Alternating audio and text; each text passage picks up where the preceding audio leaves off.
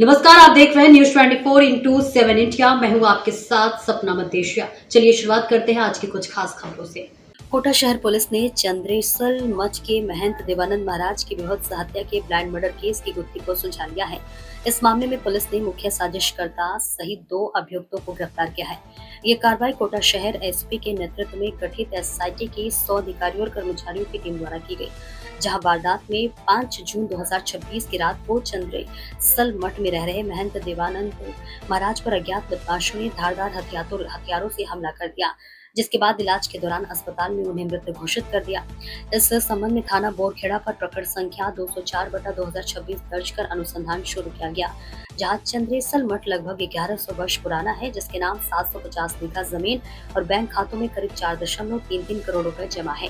मठ की इसी अकूत संपत्ति और जमीनों को हड़पने की नीयत से ये पूरी साजिश रची गई थी। हत्या की वजह महंत देवानंद महाराज द्वारा मठ की नई कार्यकारिणी का गठन करने और ट्रस्ट के कानूनी मामलों में सक्रिय होने से अधिवक्ता संतोष राय नाराज था। संतोष राय आज खुद पुरानी कार्यकारिणी का कार्यकारी अध्यक्ष बताकर मठ की संपत्ति हड़पना चाहता था। उसने महंत को रास्ते से हटाने के लिए 1 लाख रुपए की सुपारी देकर बदमाश आदित्य वर्मा और उसके साथियों को काम सौंपा। 1 जून को संतोष राय ने बदमाशों को मठ की रेकी करवाई। इसके बाद वे खुद शक न हो जाए इसलिए वे पैर की सर्जरी का बहाना बनाकर रायपुर के अस्पताल में भर्ती हो गया। 5 जून की रात को बदमाशों ने दूसरे पुजारी के कमरे की कुंडी बाहर से बंद की तो सोते हुए महंत देवानंद पर चाकू से ताबड़तोड़ हमला कर हत्या कर दी। घटना की संवेदनशीलता को देखते हुए जांच टीम गठित कर ली गई है। 2 आरोपियों को गिरफ्तार कर लिया गया है। फिलहाल पुलिस पूरे मामले की तहकीकात में जुटी हुई है। कोटा से ब्यूरो चीफ निश्चल शर्मा की रिपोर्ट। जैसा कि आप सबको विदित है कि 5 जून की रात्रि को चंद्रेसल महादेव मठ पर जो हमारे देवानंद जी महाराज थे, स्वामी जी, उनकी एक बड़ी विभत्स हत्या की गई थी।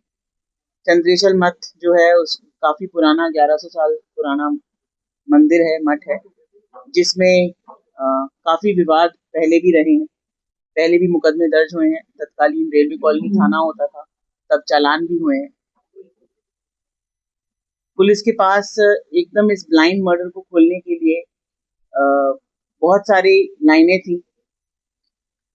पूरे दिन लगातार ऑलमोस्ट अलग अलग, अगर हम बताएं, जो स्टेट से बाहर भी, जिले से बाहर, जिले के अंदर काफी जगह पर जो हमारी ऑलमोस्ट 25 से 30 टीमें अलग अलग काम कर रही थी, हर एंगल पर काम कर रही थी। और 5 दिन बाद हमें जाकर इस ब्लाइंड मर्डर में एक सफलता मिली।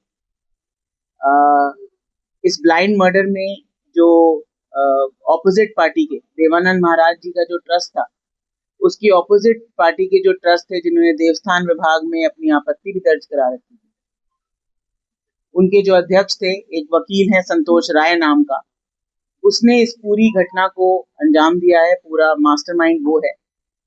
उसने 4 लड़कों को हायर किया और मठ पर भेजा, क्योंकि वो मठ पे बाकी सारी चीजों से वाकिफ था।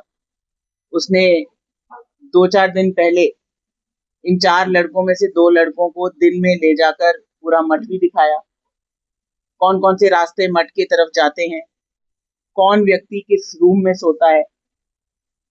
जो आरोपी एफआईआर में नामजद थे, नंदनवन महाराज, जो दूसरे पुजारी थे, जो 10-11 साल से उसी मठ पर रहते थे, उनके ऊपर पहला शक डालने के हिसाब से उसने उनका कमरा भी बताया। देवानंद महाराज जिस कमरे में सोते थे, उनका कमरा भी दिखाया और अन्य जगहों पर भी पूरे मठ का उसने रेकी करवाई। उसके बाद ये 4 लड़के 2-2 मोटरसाइकिलों पे रात्रि में जाते हैं। एक व्यक्ति जो नंदनवन महाराज है, उनका कमरा बंद कर देता है बाहर से और पहरा देता है, और बाकी 3 अंदर घुसकर देवानंद महाराज के साथ इस विभत्स हत्या को अंजाम देते हैं। अभी हत्या में इन्वॉल्व मास्टरमाइंड वकील संतोष राय और 4 लड़कों में से एक लड़का पुष्पेंद्र, इन दोनों को गिरफ्तार किया जा चुका है। अन्य 2 लड़के और उनके साथ इन्वॉल्व एक महिला, जो सबूतों को नष्ट करने में जो एक मेन आरोपी है, आदित्य वर्मा, उसकी वाइफ है, उसको भी डिटेन किया जा चुका है और जल्द ही उनको अरेस्ट किया जाएगा।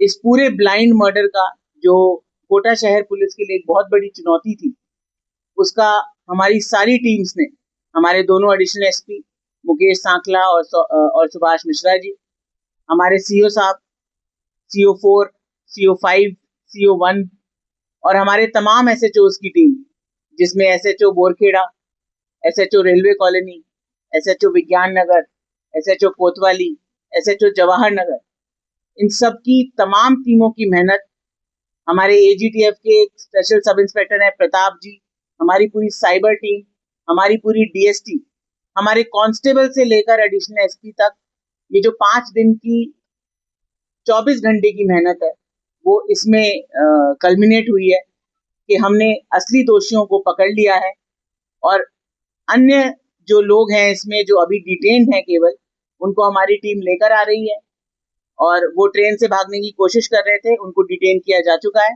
और हमारी टीम उनको यहाँ पर कल तक ले आएगी और उनको भी हम गिरफ्तार कल कर लेंगे। मैडम, कहाँ के ये जो दोनों आरोपी हैं, संतोष राय जो वकील है वो तो कोटा का ही रहने वाला है, इसके खिलाफ पूर्व में जयपुर में शिप्रापत में एक मुकदमा दर्ज है और एक विज्ञान नगर थाने में मुकदमा दर्ज है और पुष्पेंद्र भी यहीं कोटा का ही रहने वाला है, जो 4/25 के एक मुकदमे में पहले इसका क्रिमिनल रिकॉर्ड है। साथ ही ये जो मेन आरोपी है आदित्य वर्मा, जिसको 1 लाख रुपए की एक तरीके से सुपारी इस वकील ने दी थी, इसकी शादी इस वकील ने कराई थी, तो इसके ऊपर एक एहसान टाइप इस वकील का था।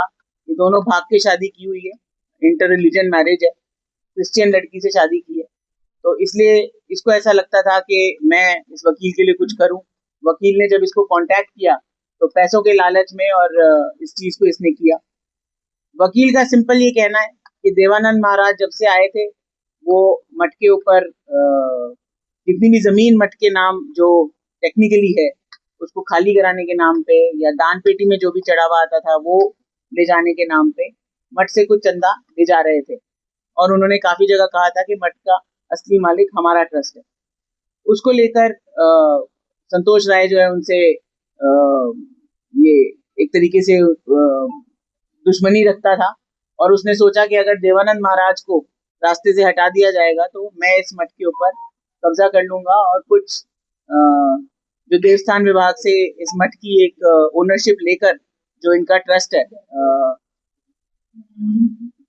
जिसमें संतोष राय अध्यक्ष था, ब्रिजमोहन जी इसमें कोषाध्यक्ष थे और नंदनवन जो इनका पुजारी था, इनका ये वाला जो ट्रस्ट है ये आगे बढ़ जाएगा। तो इस तरीके से इसने इस पूरी घटना को अंजाम दिया। जी नहीं, अब पूरी पूछताछ में ये बात क्लियर हो गई है कि ये सब कुछ का मास्टरमाइंड ये वकील जो संतोष राय है ये खुद था और नंदनवन को इस बारे में कोई जानकारी नहीं थी। उल्टा नंदनवन को तो वास्तव में बाहर से कुंडी लगा दी गई थी और एक तरीके से नंदनवन ने हमारी इस पूरी पूछताछ में हम काफी अहम सुराग भी उन्होंने हमें दिए, क्योंकि जब रेकी करने के लिए ये इन दोनों को, आदित्य को और पुष्पेंद्र को, जब ये वकील पहले 2-4 दिन पहले, घटना के 2-4 दिन पहले लेके गया था दोपहर में, तो वो भी बात हमें नंदनवन से ही पता चली थी। तो एक तरीके से उन्होंने हमें इस पूरे घटनाक्रम को समझने में हमारी मदद की। घटना वाले दिन मठ में नंदनवन अपने कमरे में सो रहे थे और महाराज देवानंद जी हैं वो अपने कमरे में सो रहे थे और ये 4 लड़के 2 मोटरसाइकिलों पे मठ पर हत्या की नियत से गए। मैंने आपको, जैसा कि मैंने आपको बताया कि 2 लोग इनमें से, 4 में से जो 2 लोग हैं, उनको स्वयं ये जो वकील संतोष राय जो अध्यक्ष है ऑपोजिट पार्टी का, वो लेकर गया था। तो महिला नहीं, घटना के बाद जब ये घर पे गए तो उन्होंने इस तरीके का काम किया। बाकी अभी हमने उस महिला को डिटेन किया है, जैसा कि मैंने कहा मेरी टीम उनको ला रही है और बहुत जल्द हम पूछताछ करके इस पूरे खुलासे का आपको अपडेट कल और दे देंगे। देखिए, वो रजिस्टर्ड तो है, उसने बताया कि वो रजिस्टर्ड है वकील के उसमें, और जयपुर में हाई कोर्ट में भी कभी कभार उसने प्रैक्टिस की है, बट बहुत ज्यादा ऐसा कोई मामला उसका वकालत का हो ऐसा हमारे सामने अभी तक नहीं आया। देखिए, वकील पर इसलिए हम लोगों का शक गया क्योंकि ऑपोजिट पार्टी का, क्योंकि डे 1 से जमीन को लेकर, पैसे को लेकर मठ के बीच में जो विवाद था, अलग अलग जो ग्रुप्स बने हुए हैं जो अपना आधिपत्य मठ पे बताते हैं कि ये ट्रस्ट सही है या वो ट्रस्ट सही है, काफी लंबे समय से चल रहा था। मठ की जमीन जो है वो रिसीवरी में भी है, तहसीलदार जी के पास रिसीवरी में, और रेवेन्यू डिपार्टमेंट में इसका काफी लंबे समय से मैटर चल रहा है। तो क्योंकि ये ऑपोजिट जो मठ है, जो उसका ये अध्यक्ष बना था, पहले अध्यक्ष कोई और थे जिनकी डेथ के बाद संतोष राय को अध्यक्ष बनाया गया था। तो हमारी पूछताछ में लगभग पूरी पुलिस टीम ने 48 लोगों से पूछताछ करी है। उसके बाद जाकर हम लोग इस नतीजे पर पहुंचे, क्योंकि जंगल में ये मठ बना हुआ है, वहाँ पर ज्यादा कोई टेक्निकल साक्ष्य या हमारे पास सीसीटीवी कैमरास का इतना ज्यादा जो है रेडिली अवेलेबल नहीं था, इसीलिए भी पुलिस को थोड़ा समय लगा। बट निश्चित रूप से इसमें जो हमारी पूरी टीम है, और मैं स्पेशली इसमें बताना चाहूंगी जो हमारे प्रताप सिंह जी एजीटीएफ के सब इंस्पेक्टर हैं, Shivraj ASI, Arshad constable, Radheshyam constable, Jaipal constable, Jaideep head constable, Manish, Hanuman, Jagdish, Dharamvir, Vidwanand Yadav, Hawar Singh, Atal, Ramvir, Surendra, Bahadur Singh, Krishna Gopal, Rohitash, Pradeep, Shaukat, Parmeshwar, Jaivir, cyber cell के इंदर सिंह, सुरेश कुमार, अशोक सिंह, लक्ष्मण और सुनील, इन सब का बेहतरीन योगदान इसमें रहा है, और जिसमें मुख्य भूमिका हमारे साइबर सेल की लक्ष्मण कांस्टेबल और सुनील चंदेल की रही है, जिसके लिए हम श्रीमान डीजीपी साहब के पास उचित रिवॉर्ड के लिए पूरी टीम का नाम जरूर भेजेंगे। मठ में कोई सीसीटीवी नहीं था तो कितने सीसीटीवी?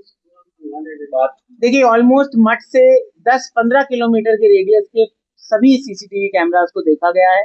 मठ के आसपास कोई सीसीटीवी कैमरा रेडिली अवेलेबल नहीं थे, लेकिन हमने आगे अपना पूरा दायरा करते हुए और हमारे कांस्टेबल्स की दिन रात की मेहनत, हमारी पूरी टीम की, हमारे पुलिस में जितने भी हमारे एसएचओ साहिबान, एएसआई साहिबान, सब इंस्पेक्टर साहिबान, कांस्टेबल, हेड कांस्टेबल लगे हुए थे, उनके अथक प्रयासों से ही ये चीज खुल पाई है। और इस बात का इन लोगों को भी पता था, तो इनको लगा कि कोई भी इन तक नहीं पहुंच पाएगा, इस तरीके से खुले मन से चल रहे थे। लेकिन पर्याप्त साक्ष्य अवेलेबल होने के बाद और टेक्निकल जो हमारा जो एफएसएल के जो साक्ष्य हैं, उनसे भी पर्याप्त जो साइंटिफिक इन्वेस्टिगेशन है उसको करके इसमें जल्द से जल्द चालान पेश किया जाएगा। उसके बाद हम इसको केस ऑफिसर स्कीम में लेंगे और हम कोशिश करेंगे कि इसमें फास्ट ट्रैक हो। बाइक से गए थे या जैसा कि मैंने आपको बताया, ये सारी चीजें अभी अनुसंधान का विषय है। अभी हमने इनको 2 लोगों को अरेस्ट किया है, बाकी डिटेन्ड है, उनको लाया जा रहा है और उनसे भी विस्तृत पूछताछ करके इस पूरे प्रकरण का जो है वो चालान पेश किया जाएगा। देखिए, इनको तो कोटा से ही, ये पहले घटना करने के बाद जयपुर चले गए थे। जयपुर से 2-4 दिन के बाद ये पुष्पेंद्र वापस आ गया था, और ये वकील तो 2 तारीख से ही जयपुर में अपनी कोई सर्जरी कराने के बहाने से 2 जून से ही वहीं था। तो इसको लगा कि इसके ऊपर शक ना जाए, इसीलिए कोटा से बाहर चला गया।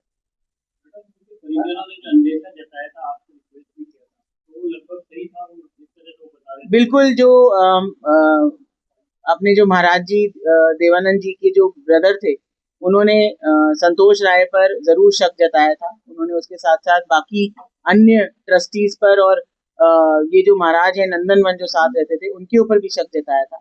परंतु ये जरूर है कि संतोष राय का इसमें पूरा इन्वॉल्वमेंट निकला, बाकी किसी का अभी तक के अनुसंधान में इन्वॉल्वमेंट नहीं है। अगर फिर भी आगे हमारी अनुसंधान जारी है, अभी हमारा अनुसंधान समाप्त नहीं हुआ है, बट हमारी पूरी जो एक तरीके से ब्लाइंड मर्डर की कहानी थी वो खुल गई है। बट आगे भी अगर हमें ऐसा लगता है कि इसमें और भी कोई इन्वॉल्व है, तो निश्चित रूप से उसके खिलाफ भी सख्त से सख्त कार्रवाई करेंगे।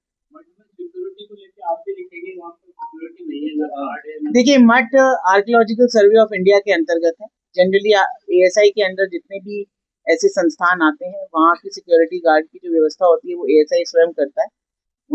और अगर ऐसा कोई भी ऐसी चीज आएगी जिसमें हमें इन्वॉल्व होना हो या हमारे से कोई मांग की जाएगी, तो निश्चित रूप से जो भी उसमें विधिवत प्रोसीजर होता है उसके बाद कार्रवाई की जाएगी। धन्यवाद। बहुत बधाई आपको।